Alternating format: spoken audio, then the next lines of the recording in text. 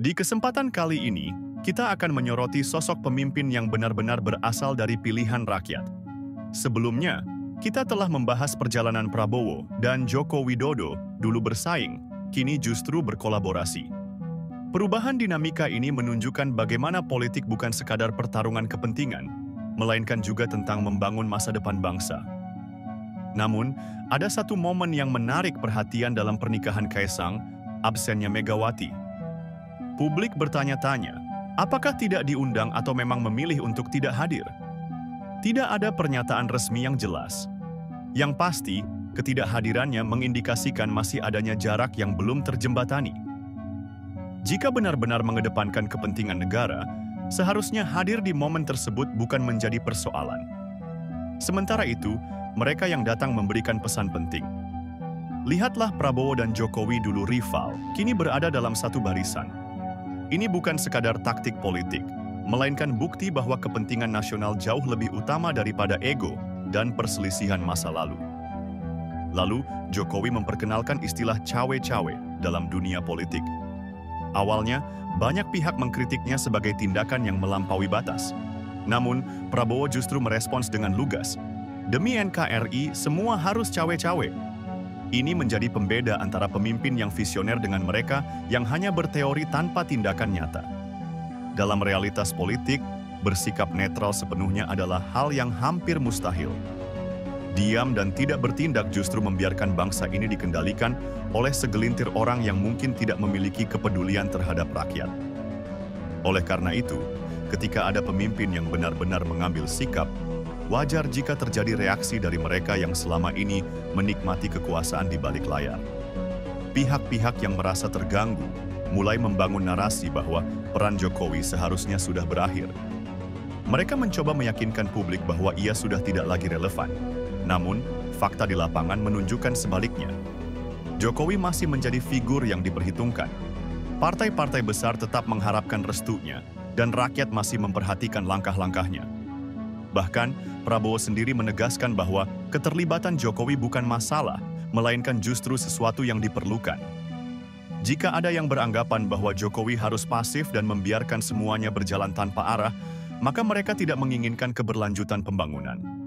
Mereka ingin kembali ke pola lama, politik transaksional, oligarki yang semakin mengakar, dan elit yang lebih mementingkan kepentingan pribadi dibanding kesejahteraan rakyat. Kini, mari berbicara tentang Prabowo. Dulu, banyak yang meragukan kemampuannya. Namun, jika kita melihat situasi saat ini secara objektif, siapa yang lebih layak meneruskan pembangunan yang telah dimulai Jokowi selain dirinya? Prabowo bukan sosok yang hanya berjanji tanpa bukti. Lihat bagaimana sektor pertahanan di bawah kepemimpinannya semakin kuat. Lihat bagaimana posisi Indonesia di kancah global semakin diperhitungkan. Lihat bagaimana reformasi militer membuahkan hasil nyata. Ada yang mengatakan Prabowo telah berubah, dulu dikenal tegas, kini lebih bijaksana. Dulu berapi-api, kini lebih tenang dalam bersikap. Namun, ini bukan perubahan negatif. Justru, ia telah belajar banyak dari pengalaman, termasuk dari Jokowi. Ia memahami bahwa kepemimpinan bukan sekadar menunjukkan kekuatan, tetapi juga membangun konsensus dan merangkul semua pihak untuk kemajuan bersama. Saat ini, Prabowo bukan sekadar oposisi yang hanya bisa mengkritik. Ia telah berada dalam sistem dan berkontribusi dari dalam. Kini, estafet pembangunan ada di tangannya. Di sisi lain, ada yang lebih sibuk menjaga nama besar keluarganya daripada benar-benar membangun negeri. Indonesia telah melangkah maju, dan yang dibutuhkan adalah pemimpin yang bekerja nyata, bukan sekadar figur yang hanya muncul dalam seremoni tanpa peran signifikan. Jika ingin Indonesia terus berkembang, maka keterlibatan aktif sangat diperlukan. Jokowi telah menunjukkan bahwa kerja nyata membawa perubahan, dan Prabowo siap melanjutkannya. Jangan biarkan suara-suara yang hanya mengkritik tanpa solusi menghentikan momentum pembangunan. Negara ini tidak membutuhkan penonton. Jika hanya diam dan menunggu, maka harapan untuk menjadi bangsa yang lebih besar akan sulit tercapai. Banyak yang berbicara tentang perubahan, tetapi sedikit yang mau berkontribusi untuk mewujudkannya. Tidak cukup hanya menginginkan Indonesia yang lebih baik tanpa ikut serta dalam upaya itu. Kita butuh pemimpin yang mampu merangkul semua lapisan masyarakat tanpa diskriminasi. Kita butuh pemimpin yang mendengar suara rakyat dan berani mengambil keputusan demi kebaikan bersama. Saat ini, Prabowo bukan sekadar seorang politisi, melainkan seorang negarawan dengan visi yang jelas untuk Indonesia yang lebih mandiri, kuat, dan berdaulat. Pertanyaannya sekarang, apakah kita hanya akan menunggu perubahan atau justru ikut ambil bagian dalam mewujudkannya? Pemimpin bisa mengarahkan, tetapi rakyatlah yang menjalankan. Tanpa keterlibatan aktif, tanpa keberanian untuk mengambil langkah nyata, kita tidak akan pernah keluar dari zona stagnasi. Bayangkan, jika seluruh elemen bangsa, baik pemimpin maupun rakyat, bersatu dalam semangat yang sama, menjadikan Indonesia sebagai negara yang lebih adil, sejahtera, dan disegani di dunia. Potensi besar Indonesia bukan sekadar impian. Itu bisa dicapai jika kita mau bekerja untuk mewujudkannya. Jokowi telah membuka jalan, Prabowo siap melanjutkan. Sekarang, pilihan ada di tangan kita, tetap jadi penonton, atau ikut bergerak dalam perjuangan ini. Karena hanya dengan partisipasi aktif, Indonesia bisa menjadi bangsa yang lebih besar dan lebih maju. Keterlibatan dalam pembangunan bangsa bukan hanya tugas para pemimpin, tetapi juga tanggung jawab setiap warga negara. Jika kita hanya menunggu tanpa bertindak, perubahan yang diinginkan hanya akan menjadi wacana tanpa realisasi.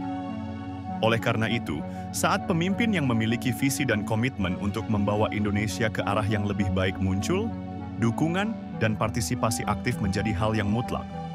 Prabowo bukan hanya berbicara tentang masa depan, tetapi telah menunjukkan bagaimana strategi dan tindakan nyata dapat membawa perubahan signifikan. Sektor pertahanan yang semakin kuat, hubungan diplomasi yang semakin dihormati dunia, dan pembangunan yang berorientasi pada kepentingan rakyat adalah bukti bahwa kepemimpinan yang tegas dan visioner bukan sekadar retorika. Namun, perubahan selalu memiliki tantangan. Pihak-pihak yang selama ini nyaman dengan status quo tentu tidak akan tinggal diam. Mereka akan mencoba menggagalkan upaya pembangunan dengan berbagai cara baik melalui propaganda, disinformasi, hingga upaya sistematis untuk menjegal pemimpin yang berkomitmen pada kemajuan bangsa. Inilah yang membuat cawe-cawe menjadi sesuatu yang diperlukan. Bukan dalam arti intervensi yang merusak demokrasi, tetapi sebagai bentuk tanggung jawab dalam memastikan pembangunan tidak terhambat oleh kepentingan sempit segelintir orang. Jika seorang pemimpin melihat adanya ancaman terhadap masa depan bangsa, diam saja bukanlah pilihan yang bijak. Indonesia butuh kepemimpinan yang tidak hanya berani mengambil keputusan sulit, tetapi juga mampu menavigasi politik dengan cerdas. Tidak cukup hanya memiliki niat baik tanpa strategi yang matang, kepemimpinan akan mudah digulingkan oleh mereka yang memiliki kepentingan terselubung. Masyarakat pun perlu semakin cerdas dalam melihat siapa yang benar-benar bekerja untuk bangsa, dan siapa yang hanya ingin mempertahankan kekuasaan dengan segala cara. Kita telah menyaksikan bagaimana politik transaksional terus berusaha menghambat laju pembangunan. Jika ini dibiarkan, maka Indonesia akan kembali mundur ke pola lama yang menguntungkan oligarki dan merugikan rakyat. Saat ini, narasi perubahan bukan hanya sekadar janji kampanye, tetapi sudah menjadi realitas yang harus diperjuangkan bersama. Jika pembangunan ingin berlanjut, maka kita tidak bisa menyerah pada mereka yang menginginkan Indonesia tetap berada dalam cengkeraman elitisme politik. Prabowo telah membuktikan bahwa perubahan bisa terjadi jika ada kemauan dan keberanian untuk bertindak. Dulu, ia dikenal sebagai figur yang keras, tetapi kini ia lebih matang dan strategis dalam mengambil langkah. Ini adalah evolusi kepemimpinan yang dibutuhkan oleh Indonesia, bukan hanya kuat secara fisik, tetapi juga cerdas dalam membaca situasi dan mengambil keputusan. Jokowi telah meletakkan fondasi yang kuat, dan Prabowo berada dalam posisi ideal untuk melanjutkan serta mempercepat pembangunan. Pergantian kepemimpinan tidak boleh menjadi ajang untuk membongkar kembali apa yang telah dibangun, melainkan harus menjadi kesempatan untuk membawa Indonesia ke level yang lebih tinggi. Kita tidak bisa lagi terpaku pada pola lama yang selalu mengulang kesalahan masa lalu. Jika ada pemimpin yang memiliki kapasitas dan rekam jejak dalam mewujudkan pembangunan nyata, maka sudah seharusnya diberikan kesempatan untuk memimpin bangsa ini ke arah yang lebih maju. Pembangunan yang berkelanjutan hanya bisa terjadi jika semua pihak, baik pemimpin maupun rakyat, memiliki visi yang sama. Kita tidak bisa hanya berharap pada satu orang, tetapi harus bergerak bersama untuk mewujudkan Indonesia yang lebih sejahtera dan berdaulat. Indonesia punya potensi besar untuk menjadi kekuatan ekonomi dan politik di dunia, tetapi itu hanya bisa tercapai jika kita bersatu dalam tujuan yang sama.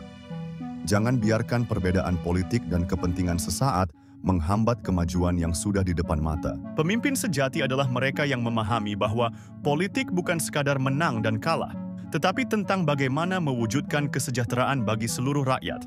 Dan saat ini, kita melihat kepemimpinan yang memiliki potensi besar untuk membawa Indonesia ke arah yang lebih baik. Tantangan ke depan memang tidak mudah, tetapi jika kita tetap bersatu dan mendukung kepemimpinan yang benar-benar bekerja untuk rakyat, maka masa depan cerah bagi Indonesia bukan sekadar impian. Ini adalah kesempatan yang tidak boleh disia-siakan. Saatnya kita menentukan arah sejarah. Apakah kita ingin maju dengan kepemimpinan yang tegas dan berkomitmen? Atau kembali pada pola lama yang hanya menguntungkan segelintir orang? Keputusan ada di tangan kita.